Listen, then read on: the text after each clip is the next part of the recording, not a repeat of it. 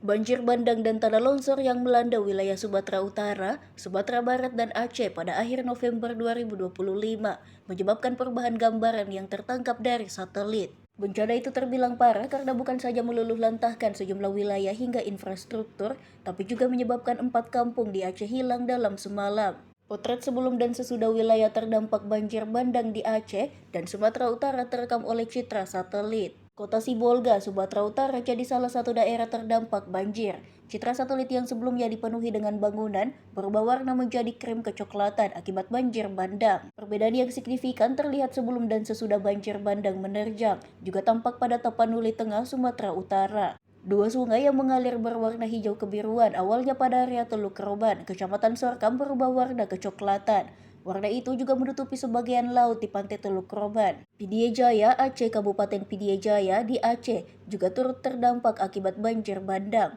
Foto pertama tertanggal 29 Oktober 2025 memperlihatkan kondisi Pidie Jaya yang terletak di pesisir tampak hijau dan banyak pemukiman, seperti dikutip dari Kompas.com pada Kamis 4 Desember 2025. Namun berubah ketika satelit menangkap gambar 30 November 2025, wilayah Pidie Jaya sudah tertutupi oleh warna kecoklatan.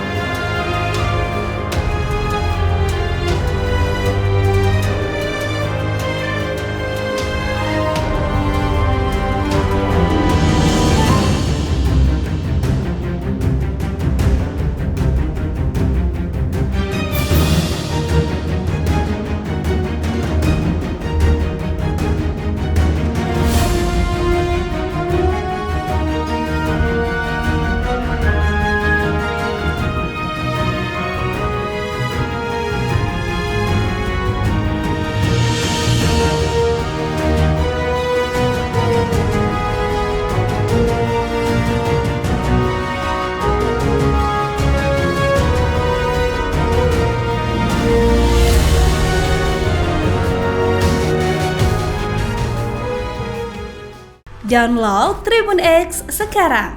Menghadirkan lokal menjadi Indonesia.